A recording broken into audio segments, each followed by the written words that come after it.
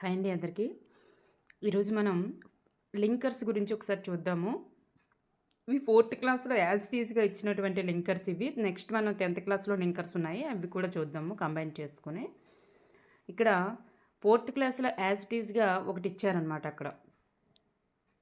ఒక తయారీ విధానం గురించి ఇచ్చారు. అక్కడ చూస్తే ఆర్డర్ ఇన్ పాయింట్స్ లేదా సీక్వెన్స్ లేదా ఆర్డర్ ఇన్ పాయింట్స్ అని చెప్పేసి అక్కడ ఇచ్చారనమాట. అంటే ఏంటేంటి ఇచ్చారు దాంట్లో వాడేటటువంటి లింకర్స్. ఫస్ట్ ఏదైనా ఒక తయారీ విధానాన్ని స్టార్ట్ చేసేటప్పుడు మనం దాని గురించి వివరించేటప్పుడు ఏం చెప్తాం, ఫస్ట్ అని చెప్పేసి స్టార్ట్ చేస్తాం. అలా ఒక విషయాన్ని చెప్పిన కొద్దిసేపు అయిన తర్వాత నెక్స్ట్ అని స్టార్ట్ చేస్తాం. దాని తర్వాత దెన్ అంటాం. నెక్స్ట్ ఆఫ్టర్ దట్ తర్వాత నెక్స్ట్ ఫైనల్లీ చివరిగా ఇది ముగింపు అని చెప్తాం. అలా అన్నమాట. ఆ తయారీ విధానంలో ఆర్డర్ ఆఫ్ పాయింట్స్లో మనకి లింకర్స్ ఏంటేంటి వాడతామంటే first, next, then, after that, finally ఇలా మనం యూజ్ చేస్తాం. వాటి యొక్క తెలుగు మీనింగ్స్ కూడా మీకు పక్కన ఇవ్వడం జరిగిందనమాట, ఏంటి ఎలా వాడతామని. నెక్స్ట్ మనం చూస్తే ఆ లింకర్స్ అయిన తర్వాత మనకి ఇదొక బాక్స్ ఇచ్చారు. నెక్స్ట్ పేజ్లో మనకి బాక్స్ ఇచ్చారనమాట. ఎగ్జాంపుల్ అనే దగ్గర అంటే ఒక వాక్యంలో ఎగ్జాంపుల్కి సంబంధించినటువంటి వాక్యాలు కానీ అయినట్లయితే అవి అక్కడ మనం ఫర్ ఎగ్జాంపుల్ అనే లింకర్ని వాడాలి. అలాగే సచ్ యాజ్ అనే లింకర్ని వాడాలి. మనం వీటికి సంబంధించి ఈ లింకర్స్కి సంబంధించి టెక్స్ట్ బుక్లో ఏ ఎగ్జాంపుల్స్ ఇచ్చారో అవి కూడా మీకు నెక్స్ట్ చూపిస్తాను. ఇక్కడ చూడండి, for example such as. For example అంటే ఉదాహరణకు, సచ్ యాజ్ అంటే అలాంటివే సేమ్ అని అర్థం వస్తుంది అన్నమాట. వంటి అని అర్థం వస్తుందన్నమాట సచ్ యాజ్ అంటే. ఇక్కడ ఎగ్జాంపుల్కి ఏదైనా ఒక విషయం చెప్తాం, దానికి సంబంధించిన ఎగ్జాంపుల్స్ అనేటటువంటి పక్కన ఇచ్చారనుకోండి, అప్పుడు అక్కడ కంబైన్ చేసే దగ్గర మనం ఏది యూజ్ చేయాలి లింకర్ అంటే ఫర్ ఎగ్జాంపుల్ లేదా సచ్ యాజ్ అనేటటువంటిది వాడాలి. నెక్స్ట్ మనకి సిమిలారిటీ అనుకోండి, రెండు విషయాలు ఒకే విధంగా ఉన్నాయి, రెండు విషయాలు ఒకే దాని గురించి చెప్తున్నాయి. అలాంటప్పుడు మనం దేన్ని యూజ్ చేయాలంటే ఇన్ ద సేమ్ వే అంటే అదే విధంగా అని చెప్పాలి. లేదా సిమిలర్లీ అంటే సారూప్యత లేదా పోలిక కలిగిన అని మీనింగ్ వస్తుంది. అంటే సిమిలారిటీని కలిగి ఉండేటప్పుడు ఇన్ ద సేమ్ వే, అలాగే సిమిలర్లీ అనేటటువంటివి వాడాలి. నెక్స్ట్ డిఫరెన్స్ అంటే విరుద్ధ వాక్యాలు. అంటే ఒక వాక్యానికి ఇంకో వాక్యానికి సంబంధం లేదు, ఒక వాక్యానికి ఇంకో వాక్యం విరుద్ధంగా ఉన్నాయి, వ్యతిరేకంగా ఉన్నాయి. అలాంటప్పుడు మనం చూడండి, ఒక వర్షం పడింది కానీ పంటలు పండాయి. చూడండి, అసలు వర్షం పడలేదు కానీ పంటలు పండాయి. అది చూడండి, వర్షం పడకపోయినా సరే పంటలు ఎలా పండాయి? పడలేదు కానీ పంటలు పండాయి. చూడండి, ఇది వర్షం పడలేదు, అది పంటలు పండాయి. రెండు ఒకదానికి ఒకటి విరుద్ధంగా ఉన్నాయన్నమాట. వర్షం పడకపోతే పంటలు పండకూడదు, అది సిమిలారిటీ. కానీ విరుద్ధంగా ఉన్నాయి. అప్పుడు మనం ఎలాంటివి యూజ్ చేయాలంటే బట్ కానీ, ఆల్దో అయినప్పటికీ. చూడండి, బట్ ఆల్దో. ఈ ఆల్దో అనేటటువంటిది మనకి టెట్లో వచ్చిందమ్మా క్వశ్చన్. మీకు టెట్లో ఇంగ్లీష్ పేపర్ ప్రీవియస్ పేపర్స్ నేను ఇచ్చాను కదా, అందులో ఉంటుంది అన్నమాట. ఆల్దోకి సంబంధించినటువంటి లింకర్ అయినప్పటికీ అనేటటువంటి మీనింగ్ వస్తుందన్నమాట. సేమ్ ఇదే వర్షానికి సంబంధించి ఇచ్చారు అక్కడ. చూడండి, బట్ అంటే కానీ, ఆల్దో అంటే అయినప్పటికీ అని. నెక్స్ట్ టైంకి సంబంధించినటువంటి లింకర్స్ ఏంటి? మనకి ఏదైనా ఒక లింకర్ ఇచ్చేసి ఈ లింకరు దేనికి తెలియజేస్తుందని చెప్పేసి అయినా ఇవ్వచ్చు. అంటే ఎగ్జాంపులా, సిమిలారిటీనా, డిఫరెన్స్, టైంనా అని. లేదా ఒక ఎగ్జాంపుల్కి సంబంధించినటువంటి లింకర్ ఏది అని అయినా ఇవ్వచ్చు. లేదా డిఫరెన్స్కి సంబంధించినటువంటి లింకర్ ఏది అలా అయినా ఇవ్వచ్చు. ఇది ఓన్లీ 4th క్లాస్లో ఉన్నటువంటి లింకర్స్. అంటే 10th కూడా మిక్స్ చేసి మీకు నెక్స్ట్ ఇవ్వబడ్డాయి చెప్తాను. టైంకి సంబంధించింది అయితే ఎట్ ద సేమ్ టైం అంటే అదే సమయంలో. అలాగే ఆఫ్టర్ దట్ అనేటటువంటిది కూడా మనం టైంకి సంబంధించి యూజ్ చేస్తామన్నమాట. టైంకి సంబంధించి యూజ్ చేస్తాం. ఇక్కడ చూడండి, ఆఫ్టర్ దట్ అనేటటువంటిది యూజ్ చేశారు కదా, అది చూడండి సీక్వెన్స్ లేదా టైంకి సంబంధించినవి అనమాట. సీక్వెన్స్ లేదా order of points, time sequence లేదా ఆర్డర్ ఆఫ్ పాయింట్ అని చెప్పేసి గుర్తుపెట్టుకోండి. అవి టైం సీక్వెన్స్కి సంబంధించినవా లేదా ఆర్డర్ ఆఫ్ పాయింట్కి సంబంధించినవా అనేది మాత్రం నాకు కూడా క్లారిటీ లేదు. ఎందుకంటే ఆర్డర్ ఆఫ్ పాయింట్స్ అన్నా టైంకి సంబంధించింది, టైం సీక్వెన్స్ అన్నా టైంకి సంబంధించింది. కానీ మనకి ఇక్కడ సంబంధించింది. కాబట్టి ఆప్షన్ కూడా మనకి రెండిట్లో ఏదో ఒకటిగానే ఇస్తారు. ఆర్డర్ ఆఫ్ పాయింట్స్ అనేటటువంటిది ఇందులో మనకి ఇవ్వలేదు కాబట్టి టైంకి సంబంధించిందని గుర్తుపెట్టుకోండి. ఆర్డర్ ఆఫ్ పాయింట్స్ అని చెప్పేసి మనకి ఈ బాక్స్లో మనకి ఎక్కడ మెన్షన్ చేయలేదు కదా. మనకి ఇక్కడ ఇచ్చిన బాక్స్లో ఆర్డర్ ఆఫ్ పాయింట్స్ అనేటటువంటి కాలమే లేదు. కాబట్టి మనం ఇక్కడ టైం సీక్వెన్స్కి సంబంధించినవనే గుర్తుపెట్టుకోవాలి. ఫస్ట్కి సంబంధించినవి ఇవి. First, next, then, after that, finally ఇవన్నీ కూడా. అయితే ఇక్కడ మనం చూస్తే టైంకి సంబంధించింది at the same time and after that. Next ఎడిషన్కి సంబంధించినవి ఏమి ఇచ్చారు అంటే అండ్ అనేటటువంటిది ఎడిషన్ అవుతుంది. అంటే ఒక రెండు వాక్యాలని కలిపేటప్పుడు కంబైన్ చేసేటప్పుడు, రెండు వాక్యాలని కలుపుతూ కంబైన్ చేసేటప్పుడు మన కాంపౌండ్ కింద వస్తాయమ్మా ఇవి ఎక్కువగా. కంబైన్ చేసేటప్పుడు మనకి అక్కడ మరియు అనేటటువంటిది యూజ్ చేస్తాం. అంటే ఇది మరియు అది, అంటే రెండు కూడా మనకు అక్కడ ఇంపార్టెంటే అనుకోండి. అప్పుడు ఎడిషన్గా మనం దేన్ని చెప్తామంటే ఇది మరియు అదే అని చెప్తాం. అలాగే యాజ్ వెల్ యాజ్, అదే విధంగా అని చెప్తాం. అలాగే యాజ్ వెల్ యాజ్ అంటే అలాగే. ఈ and as well as text బుక్లో ఈ చూడండి, ఈ 5 కూడా 10 ఇచ్చారనమాట. సేమ్ యాజ్ ద సేమ్ మీరు అలా గుర్తుపెట్టుకోండి. టెట్కి వెళ్ళే వరకు, మనకి టెట్ వరకు అయితే మాత్రం టెక్స్ట్ బుక్లో ఏది ఉంటే అదే ఇస్తారు. అంతకు మించి మనకు బయటనివ్వరు. చూడండి, టెక్స్ట్ బుక్లో మనకు కొన్ని ఎగ్జాంపుల్స్ ఇచ్చారు. ఏంటంటే in this garden you will see many types of flowers dash roses and jasmine. చూడండి, ఈ గార్డెన్లో అక్కడ ఏంటి వస్తుంది మనకి, సచ్యాజ్ అంటే మీనింగ్ ఏంటి, సచ్యాజ్ అనేటటువంటిది ఇచ్చాము. మెనీ ఫ్లవర్స్ అనేటటువంటి ఉన్నాయి. ఎలాంటి ఫ్లవర్స్ ఉన్నాయి, రోజ్ అండ్ జాస్మిన్ లాంటి ఫ్లవర్స్ అనేటటువంటి ఉన్నాయి. సో సచ్యాజ్ అంటే ఫర్ ఎగ్జాంపుల్ అని చెప్తాం కదండి, అలా సచ్యాజ్ లేదా ఫర్ ఎగ్జాంపుల్ అని వాడచ్చు. నెక్స్ట్ వన్ ఇక్కడ చూడండి, it's loud and crowded, I love concerts. ఇక్కడ చూడండి, ఇవి రెండు కూడా మనకి ఎలాంటి వాక్యాలమ్మా, డిఫరెన్స్ అంటే విరుద్ధ వాక్యాలు అనమాట, విరుద్ధతను తెలియజేస్తాయి అన్నమాట. It's loud and crowded, I love concerts అని ఉందా, ఇది మనకి విరుద్ధ వాక్యం కాబట్టి ఆల్దో లేదా బట్ని యూజ్ చేస్తారనమాట. ఆల్దోని యూజ్ చేసాం. Next the leaves of tamarind can also be cooked and eaten. చూడండి అమ్మ, ఈ 3 అనేటటువంటిది కిందకి యూజ్ చేస్తాను, చూసుకోలేదు. Cooked eaten dash as spinach. చూడండి, మనం వండుకొనే తింటామన్నమాట. కుక్డ్ ఈటెన్ దేన్ని, టామరిన్ని. అలాగే దేనిలాగా, as well dash as spinach మాదిరిగానే.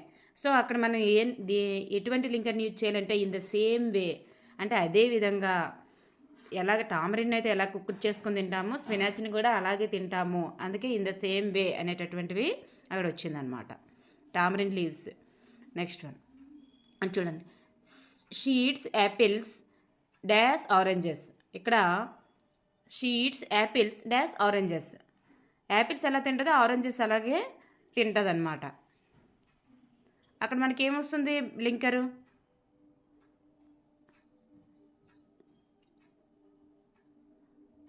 అక్కడ రెండింటిని కూడా మిక్స్ చేస్తున్నాం అనమాట. యాపిల్స్ని ఎలా తింటుందో ఆరెంజెస్ని ఎలా తింటుంది. సో యాపిల్స్ మరియు ఆరెంజెస్ ఆ మీనింగ్లో చెప్తాం కాబట్టి యాజ్ వెల్ యాజ్ అనేటటువంటిది మనం తీసుకోవాలన్నమాట. అలాగే యాపిల్స్ లాగానే ఆరెంజెస్ కూడా తింటుంది అని. యాజ్ వెల్ యాజ్ అంటే అలాగే అని అర్థం.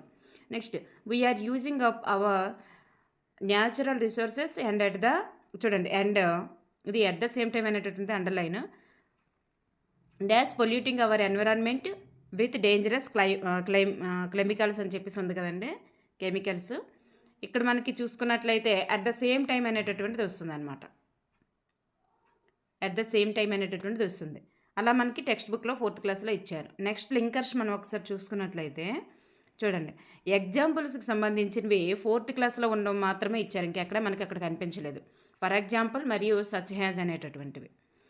నెక్స్ట్ మనకి చూడండి, నెక్స్ట్ సిమిలారిటీకి సంబంధించి మనకి ఈక్వల్లీ, అలాగే లైక్ వైజ్, అలాగే in the same wise similarity 4th క్లాస్లో మనకు వచ్చాయి కదా, in the same wise similarity. ఈ రెండు 4th క్లాస్లో వచ్చాయి. ఈక్వల్లీ మరియు లైక్ వైజ్ అనేటటువంటి 10th క్లాస్లో ఉన్నాయన్నమాట. రెండూ కూడా ఒకేలాంటి వాక్యాలు అయినట్లయితే, పోలిక కలిగిన వాక్యాలు అయినట్లయితే ఈ సిమిలారిటీని మనం యూజ్ చేస్తాం. Equally, like wise, in the same way, similarity, ఇవన్నీ కూడా మనం రెండు కూడా ఒకేలాంటి సిమిలారిటీ పోలిక కలిగినటువంటి వాక్యాల దగ్గర మనం అవి యూజ్ చేయాలి.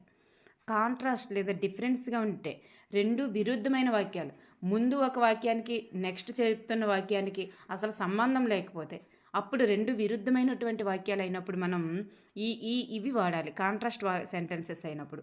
ఏంటి? On the other hand. On the other hand అంటే మరొక వైపు.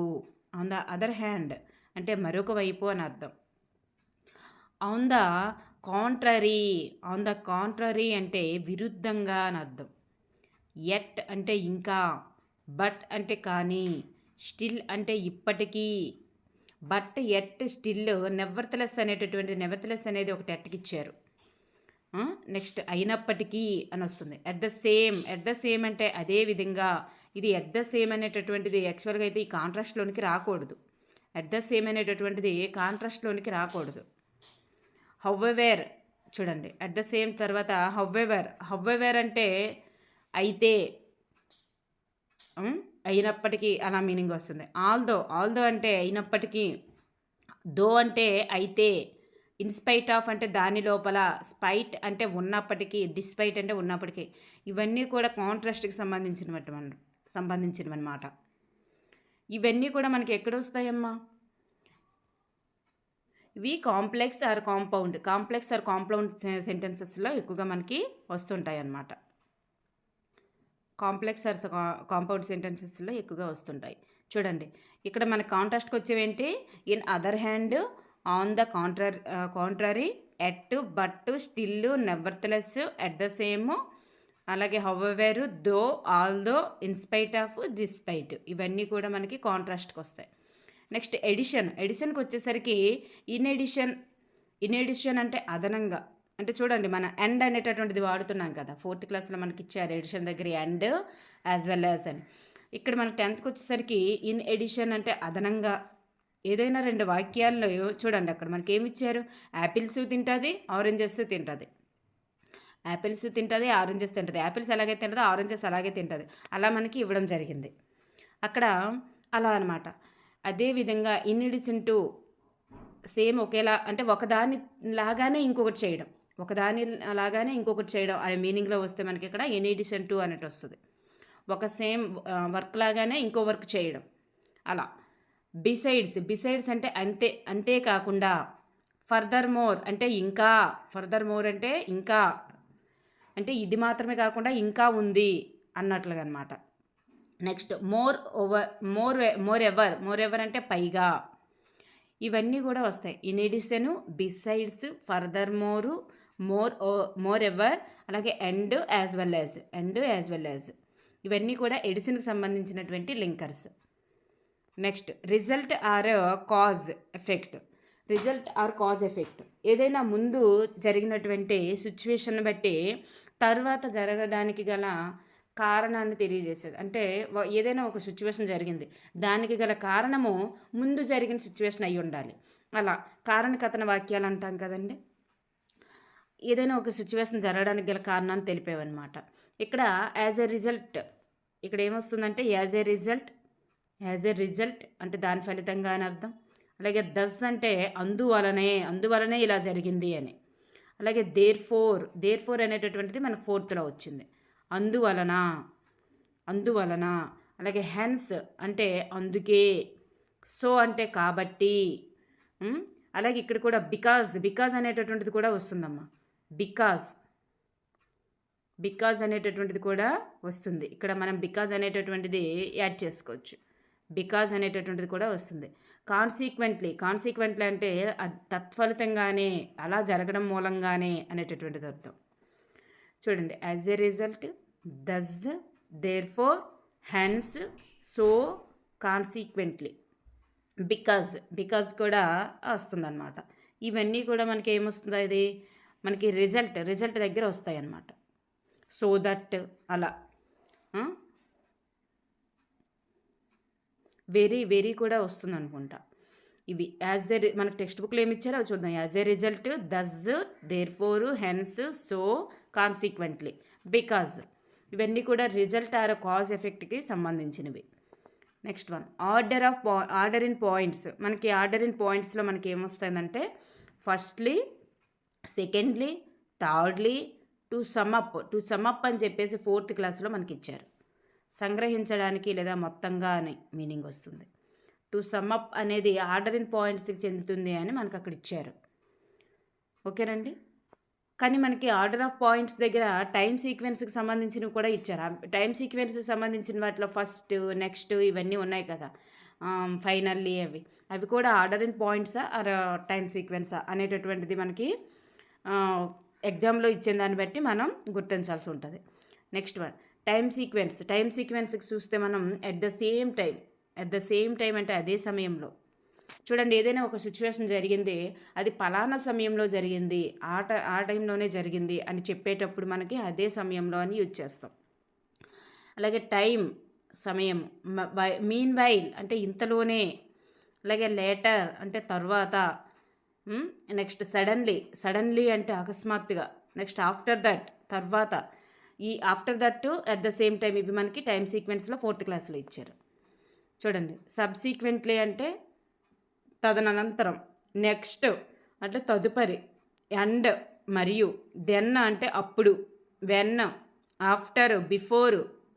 చూడండి, and, then, when, after, before ఇవన్నీ కూడా టైం సీక్వెన్స్కి సంబంధించినవి. అందువల్లే మనం టెక్స్ట్ బుక్లో మనకి ఆర్డర్ ఇన్ పాయింట్స్ అని ఇచ్చినప్పటికీ అవి టైం సీక్వెన్స్ దగ్గర కూడా యూజ్ అవుతున్నాయి. అందుకు మనకి order in points or time sequence రెండింటికి మనం ఇవి చూసుకోవాలన్నమాట. First, next, then, after that, finally ఇవి. ఓకేనండి. ఇవే లింకర్స్. ఈ లింకర్స్ అన్నీ కూడా మీరు ఒకసారి చూసుకున్నట్లయితే మీరు లింకర్స్ బిట్ ఇచ్చేటప్పుడు చేయడానికి మ్యాక్సిమం అవకాశం ఉంటుంది అన్నమాట. ఇది PDF కూడా నేను టెలిగ్రామ్లో ప్రొవైడ్ చేస్తానండి. Thank you everyone.